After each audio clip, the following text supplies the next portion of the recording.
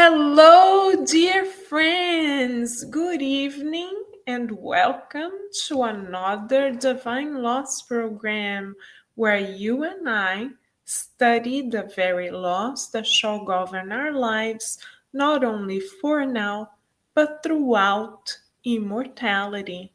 So, tonight, with much gratitude in our hearts, to the mentor spirits and guardian angels who prepared these moments for us, we shall focus our attention on question 87 of the Spirit's Book by Kardec.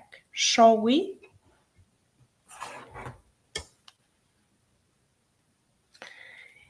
In this question, Kardec asks, do spirits occupy a specific circumscribed region of space? And the answer of the illuminated spirits to Kardec and all of us is as follows. Spirits are everywhere. They populate infinite space in infinite numbers. There are even some who are constantly at your side, observing and acting upon you without your being aware of it. This is because spirits are one of the powers of nature and one of the instruments God uses for fulfilling the providential designs.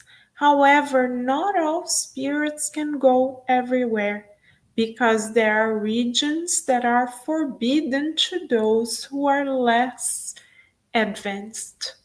So, beloved friends, thanks to God, who is the supreme intelligence of the entire universe, everywhere in the universe, we find a school for spiritual progress. For those of us who are still in the trial and expiation phase of our evolution, we are circumscribed to the earthly school.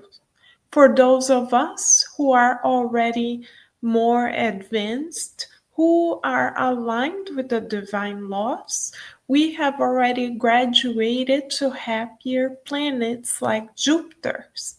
So those in happier planets may visit those of us in still evolving planets spiritually.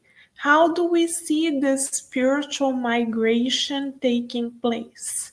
Like it says here, those who are more advanced may visit those who are less advanced spiritually.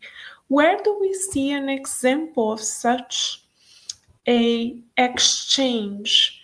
We see it, for instance, in the book Renunciation, where the spirit Alcyone, highly evolved, no longer incarnated on Earth, chooses to leave the planet Sirius, more advanced, to incarnate on Earth on a mission, on a special mission to assist those whom she loves and to help with the collective good. More advanced spirits, beloved friends, never incarnate for the purpose of fulfilling their own whims. They always reincarnate with the universal family in mind. So this is the example of Alcyone found in the book Renunciation by Emmanuel, psychographed by Chico Xavier. We can learn from this beautifully illuminated spirit what it is to be already past the stage of evolution that we are in. We observe in her a strong faith, an incredibly beautiful goodwill, an incredible love for God and for everyone that crosses her pathway, and her faith is unwavering. Every time we read these living examples in the Spiritist literature, beloved friends, we attune with them and we are surrounded by their vibrations. So it's a beautiful exercise for the soul for us to instruct ourselves with immortal knowledge. So now we have an example of how more evolved spirit shall help us in less evolved planets. How about the remaining spirits who surround us?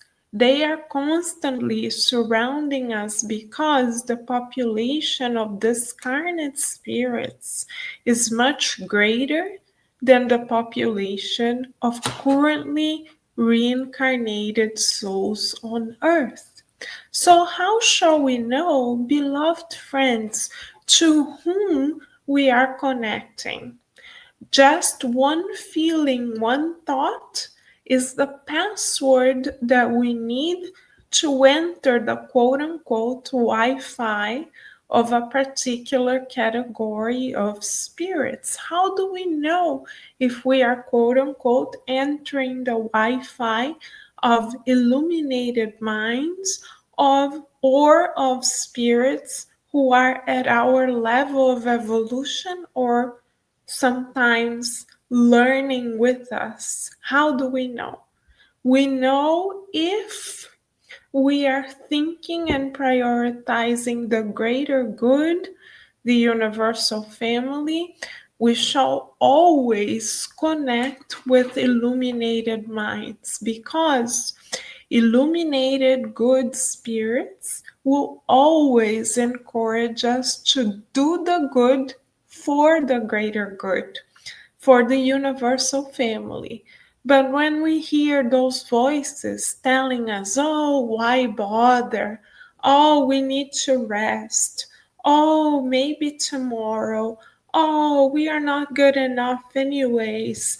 No one pays attention to us when we go to the Spiritist Center. No one cares, anyhow. If we listen to those voices, we connect with spirits of lower evolution who may want to discourage us because, as the saying says, misery loves company.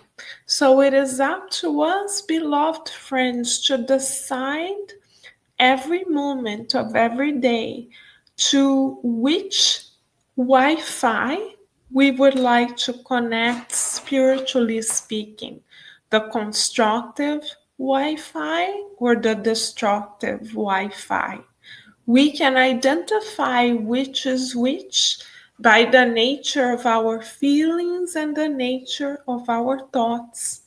What if we are connected with the more destructive, less productive Wi Fi? How can we connect to the constructive one?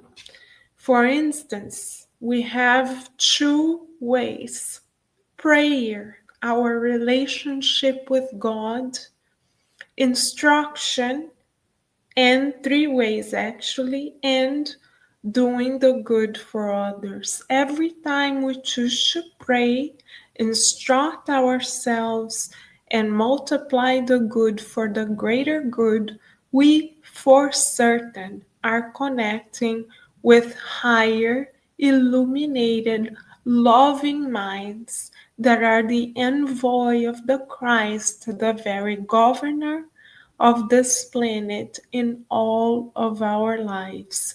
So let us make an effort together, beloved friends, to connect to the greater minds who always surround us for the greater good, shall we?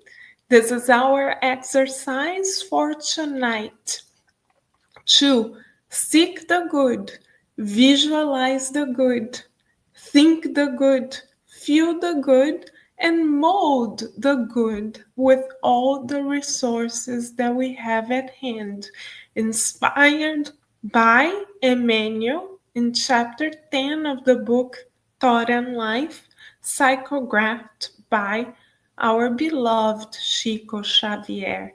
Let us then multiply the good together, shall we? One feeling, one thought, one choice, one word, one action at a time. Thank you, beloved friends, for our togetherness in the good, not only today, but always. We wish everyone many blessings, and we already look forward to seeing everyone again next time. Bye for now.